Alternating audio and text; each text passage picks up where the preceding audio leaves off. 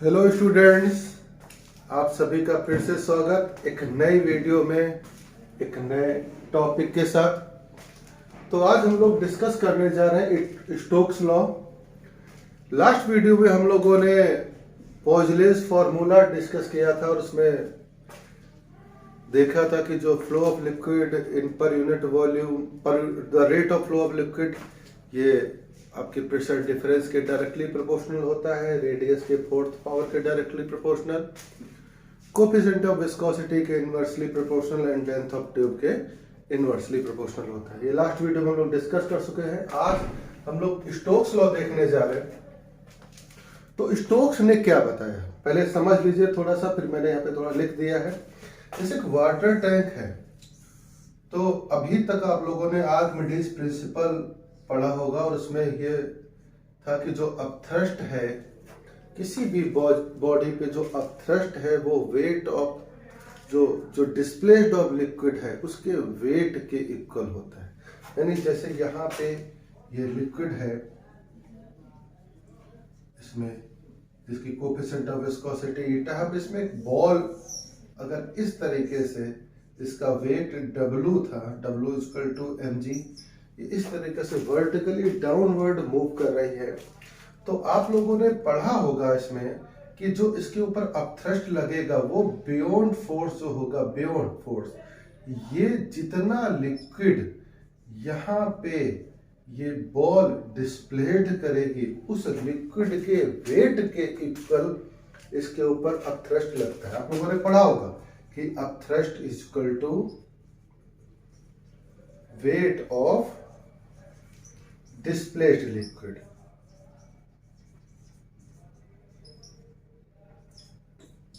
ये यहां तक तो क्लियर है, लेकिन अब थोड़ा सा और, अब हम लोगों ने इंटरनल फ्रिक्शन पढ़ लिया, विस्कोसिटी पढ़ ली और विस्कस फोर्स भी पढ़ लिया, साथ में कोहेसिव और एडहेसिव फोर्स पढ़ लिया है। तो अभी यहाँ पे अब हम देखेंगे कि जो अपथ्रस्ट है ये वेट ऑफ डिस्प्लेस्ड लिक्विड के इक्वल, क्या ये सही है? अगर कोई भी बॉल है वो नीचे की तरफ जा रही है, उस कंडीशन की बात कर रहा हूं, तो क्या upthrust wait of displaced liquid के इक्वल ही लगेगा या कुछ और होगा? इसको थोड़ा सा ब्रीफली डिस्कस करेंगे स्टोक्स लॉ के थ्रू। तो यहाँ पे समझिए कि जब ये बॉल नीचे जा रही है, mg वेट से जब नीचे जाएगी तो बियॉन्ड फोर्स, यानी जो ये कुछ पार्ट होगा, जो लिक्विड का कुछ पार्ट, उसको ये डिस्प्लेड करेगी बॉल, तो उसका जो वॉल्यूम होगा तो उसके इक्वल हो जाएगा यहाँ पे अपथ्रस्ट। लेकिन साथ में इसका जो सरफेस होगा, ध्यान से समझिएगा, जो ये सरफेस होगा लिक्विड, ये जो सरफेस है लिक्विड से जो कनेक्ट हो रहा है, यानी बॉल इधर इस तरीके से जा रही है और ये सरफेस से कनेक्ट हो रही है, तो यहाँ पे एक एडहेसिव फोर्स लगेगा, यानी इंटरनल फ्रिक्शन, या कह सकते हैं एडहेसिव फोर्स किसके बीच में, इस लिक्विड और इस बॉल के सरफेस के बीच में जो एडहेसिव फोर्स लगेगा वो एडहेसिव फोर्स एक फ्रिक्शन फोर्स प्रोवाइड कराएगा और वो क्या करेगा, इस बॉल के मोशन का अपोज करेगा। तो यानी जो अपथ्रस्ट में भी एक विस्कस फोर्स लगेगा Fv। इसका एग्जांपल समझते हैं। आप लोगों को याद होगा कल्पना चावला जब स्पेस शटल से आ रही थी तो आग लग गई थी, कैसे लग जाती है, या कोई भी बहुत हाई स्पीड से अगर किसी जब एयर में एंटर करता है तो उसमें आग लग सकती है। क्यों लग सकती है? आपको पता होगा जब स्पेस शटल आता है तो लगभग 2,500 से 3,000 डिग्री सेल्सियस का टेम्परेचर आउटर क्रिएट होता है। ये क्यों हो जाता है? इसका रीजन एक है कि जब कोई भी स्पेस शटल या कोई अदर ऑब्जेक्ट जब एयर में एंटर करेगा, गैसियस स्टेट में एंटर करेगा, तो उसका जो इंटरनल फ्रिक्शन होगा गैसेस का उस ऑब्जेक्ट के ऊपर, उस फ्रिक्शन के कारण टेम्परेचर वो अपोज होता है उसके मोशन का, हाई अमाउंट में टेम्परेचर क्रिएट होता है। इसका एग्जांपल आप हाथों को, दोनों हाथों को आपस में रगड़ें, आप देखेगा हीट प्रोड्यूस होती है, यानी ये यहाँ पे वर्क हो रहा है, मोशन का अपोज हो रहा है। तो यहाँ पर भी जो ये लिक्विड है ये इंटरनल फ्रिक्शन लगाएगा किसके ऊपर, इस बॉल के ऊपर। इसका रीजन क्या है, एडहेसिव फोर्स। और इस इंटरनल फ्रिक्शन के कारण ये जो है बॉल के मोशन का जो विस्कस ड्रैग है इस बॉल के नीचे जाने का अपोज करेगा। इसी को बोलते हैं विस्कस ड्रैग या विस्कस फोर्स या विस्कस ड्रैगिंग। बैकवर्ड ड्रैगिंग होती है, अगर ये बॉल ऊपर जा रही है तो विस्कस ड्रैग नीचे लगेगा, अगर बॉल नीचे जा रही है तो विस्कस फोर्स ऊपर। तो अगर बॉल नीचे जा रही है तो विस्कस फोर्स ऊपर लग रहा है और बियॉन्ड फोर्स भी ऊपर लग रहा है, यानी अब क्या हुआ, ये विस्कस फोर्स इस बियॉन्ड फोर्स का सपोर्ट करेगा और अब थ्रस्ट बढ़ जाएगा। तो अभी हम कह सकते हैं जब कोई भी ऑब्जेक्ट लिक्विड में ड्रॉप होता है तो या फ्लूइड में ड्रॉप होता है तो उसमें जो अपथ्रस्ट लगता है वो बियॉन्ड यानी वेट ऑफ डिस्प्ले लिक्विड के को तो लगेगा, साथ में जितना विस्कस ड्रैग होगा उसके भी इक्वल हो जाएगा। तो यहां पे अब इसको थोड़ा सा ब्रीफली समझते हैं कि जैसे जो स्टोक्स ने बताया क्या कि जो जब ये इतना उम्मीद है समझ में आ गया होगा कि जो अब बियॉन्ड जो फोर्स लगेगा, ये जो बॉल जब नीचे जा रही है तो इसके ऊपर जो बियॉन्ड फोर्स लगेगा और साथ में इसके ऊपर लगेगा एक विस्कस ड्रैग। तो यहां पे क्या होगा, ये जो बियॉन्ड फोर्स है ये आर्किमिडीज के according wait of displaced liquid के इक्वल हो गया और जो ये विस्कस फोर्स हो गया ये एडहेसिव फोर्स के कारण हो गया। तो जब ऑब्जेक्ट नीचे जा रहा है तो बियॉन्ड फोर्स और विस्कस फोर्स दोनों सेम डायरेक्शन में हो जाएंगे तो ये प्लस हो जाएगा और अब थ्रस्ट बढ़ जाएगा। तो according to Stokes law this viscous force या viscous dragging is directly proportional to the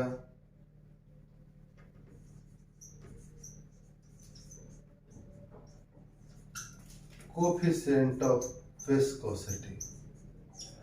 जो ये विस्कस फोर्स है ये डायरेक्टली प्रोपोर्शनल होगा कोफिशिएंट ऑफ विस्कोसिटी। दिख रहा है नहीं?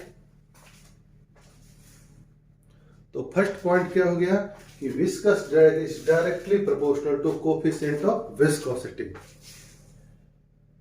क्यों होगा ऐसा? क्योंकि आप सबको मालूम है कि कोफिशिएंट ऑफ विस्कोसिटी किस पे डिपेंड करती है, लिक्विड की डेंसिटी पे डिपेंड करती है। तो जैसे जैसे लिक्विड डेंस होता चला जाएगा कोफिशिएंट ऑफ विस्कोसिटी बढ़ती चली जाएगी और उस कंडीशन में विस्कस फोर्स भी बढ़ता चला जाएगा।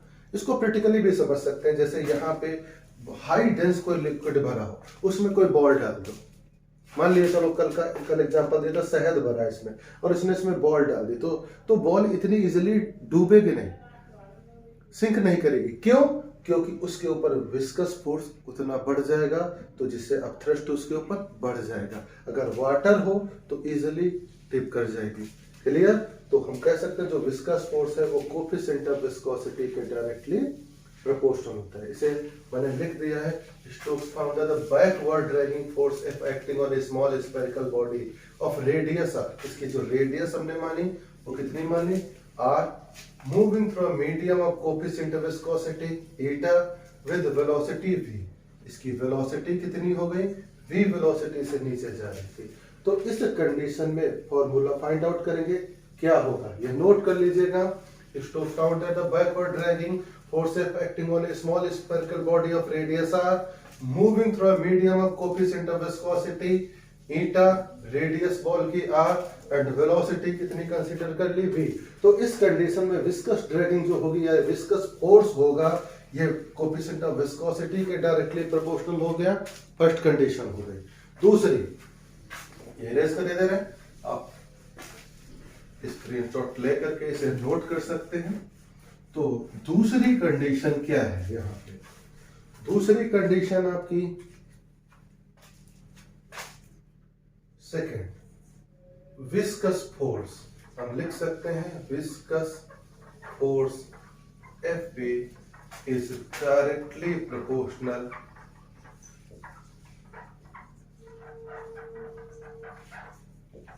To the radius of the ball, radius of the ball, that means FV directly proportional to R. Why? क्योंकि जैसे जैसे बॉल की रेडियस बढ़ेगी, बॉल का साइज बढ़ेगा, तो जो कनेक्टिंग एरिया था सरफेस का, जो लिक्विड से कनेक्ट हो रहा था, वो बढ़ता चला जाएगा। और आपको पता होगा कि जो एक्सटर्नल फ्रिक्शन हो या इंटरनल फ्रिक्शन हो, वो सारा का सारा कनेक्टिंग एरिया के डायरेक्टली प्रोपोर्शनल होता है। तो यहाँ पे हम कह सकते हैं कि जो R बढ़ेगा तो विस्कस ड्रैग भी बढ़ जाएगा। And third, it is also directly proportional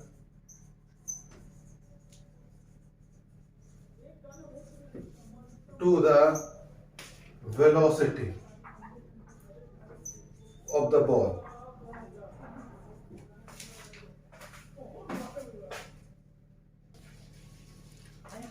So it is also, मैंने लिख दिया, it is also directly proportional to the velocity of the ball. That means FV also directly proportional to the V. क्यों? क्योंकि जैसे जैसे velocity increase होती है, आप सीधे समझिए, आप हाथों को ऐसे ऐसे रगड़ रहे हैं, धीमे धीमे रगड़ रहे हैं, कम हीट प्रोड्यूस होगी, तेज रगड़ेंगे ज्यादा हीट प्रोड्यूस होगी। तो इसका सीधा सा मतलब हो गया कि जैसे जैसे वेलोसिटी बढ़ती चली जाती है तो विस्कस फोर्स भी, यानी फ्रिक्शन बढ़ेगा तो विस्कस ड्रैग भी बढ़ जाएगा। तो तीनों चीजें उम्मीद है क्लियर हो गई। पहला कि viscous force directly proportional to the coefficient of viscosity, it is directly proportional to the radius of the ball, क्योंकि कनेक्टिंग एरिया बढ़ जाएगा कनेक्टिंग सरफेस का। And last, FV is also directly proportional to the velocity of the ball. क्यों? क्योंकि speed के साथ friction बढ़ता है। तो अब तीनों को अगर हम कंबाइन करके लिखते हैं, या तीनों पॉइंट को एक साथ लिख लें, तो यहाँ पे क्या लिख सकते हैं कि जो विस्कस फोर्स था, first point FV directly proportional to eta, second, FV directly proportional to the radius of the ball, and third, FV directly proportional to the velocity of the ball. तो इन तीनों को कंबाइन करके अगर लिख सकते हैं, that means FV directly proportional to eta R into V, और FV is equal to 6 pi eta R into V। जो 6 pi हो गया, ये प्रोपोर्शनलिटी कांस्टेंट है।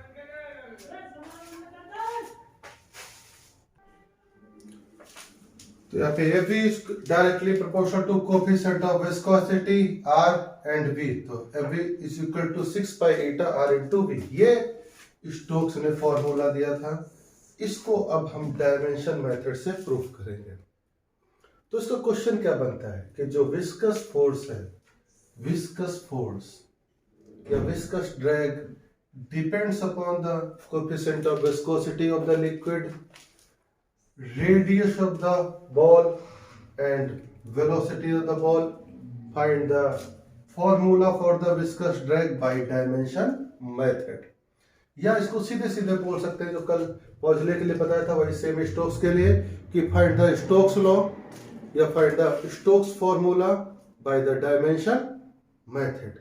तो यहाँ पे क्या हो जाएगा, सीधा आप सबको पता होना चाहिए कि स्टोक्स फॉर्मूला में क्या हो जाएगा, जो विस्कस फोर्स है वो coefficient of viscosity, radius of the ball and velocity, तीनों के डायरेक्टली प्रोपोर्शनल होता है। तो इसी को F is equal to 6 pi eta R into V, इसको डायमेंशनली प्रूफ करेंगे।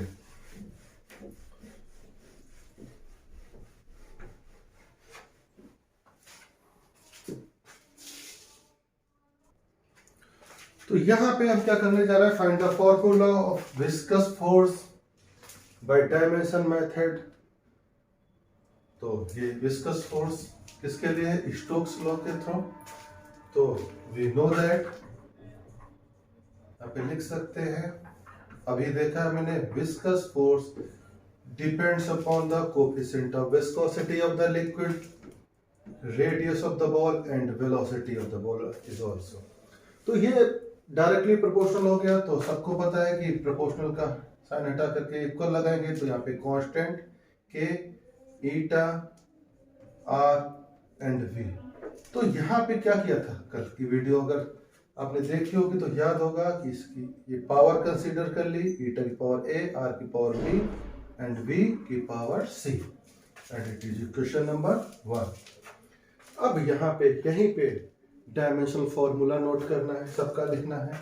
तो यहाँ पे डायमेंशन लिखे दे रहे हैं, dimension of F B same जो फोर्स की होती है एम एल टी की power -2, dimension of eta is equal to M L की पावर -1 टी की power -1, R dimension of R is equal to L distance के टर्म में हो जाएगी, and dimension of v is equal to L T की power -1 velocity.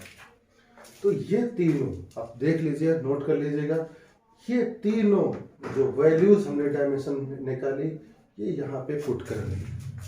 तो इसके लिए क्या करेंगे, नोट कर लीजिएगा। तो यहाँ पे जब वैल्यू पुट करेंगे तो ये मिल जाएगी एम एल टी की पावर -2, ये कांस्टेंट है प्रोपोर्शनलिटी, इसका ये डायमेंशन लेस होगा, ईटा एम एल की पावर -1 टी की power -1 power A, R L power B and this is L T की पावर -1 पावर सी। अभी क्या करना है, ब्रैकेट ओपन करना है, ये ऊपर का इरेज की तरफ,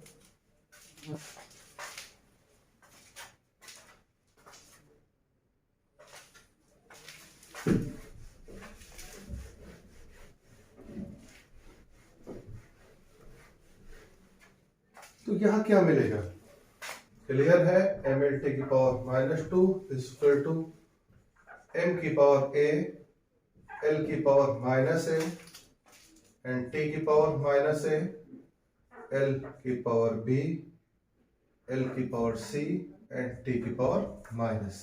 जब ब्रैकेट ओपन करेंगे तो पावर का मल्टीप्लाई हो जाता है, एम की पावर a, एल की पावर -a, टी की पावर -a, एल की पावर b, एल की पावर c, टी की पावर -c।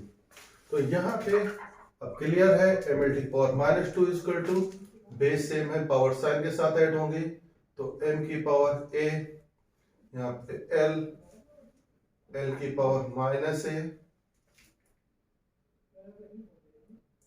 ये -a plus b plus c and t -a -c। ये वैल्यूज हमें मिल गई, m की पावर a, l की power -a plus b plus c and T की पावर -a -c। तो यहां पे अभी हमें क्या करना है,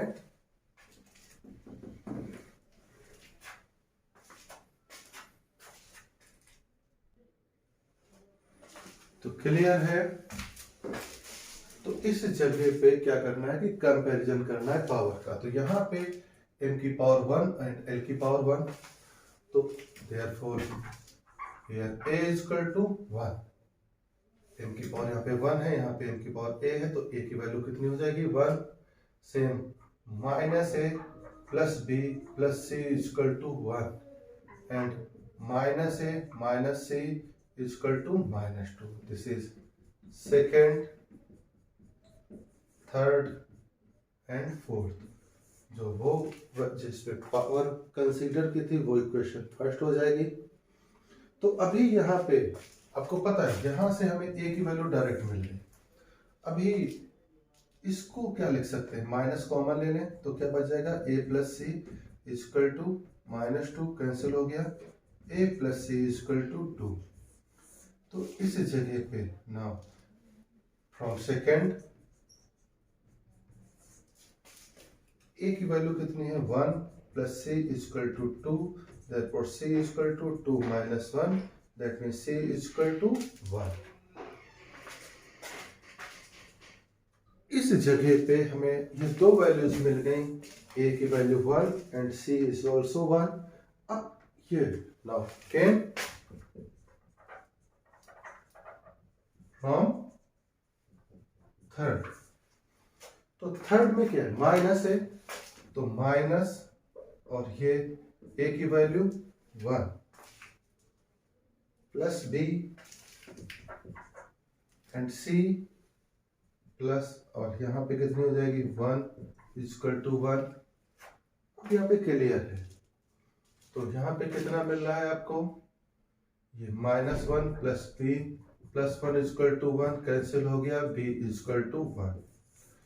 तो तीनों की वैल्यू हमें यहाँ पे 1 मिल गई। एक साथ वैल्यू नोट कर ले, ये नोट कर लीजिएगा सभी,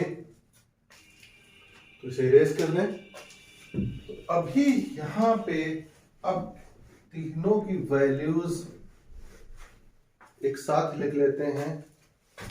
here a equal to 1, b equal to 1 and c equal to 1। तीनों की वैल्यू 1 मिल गई।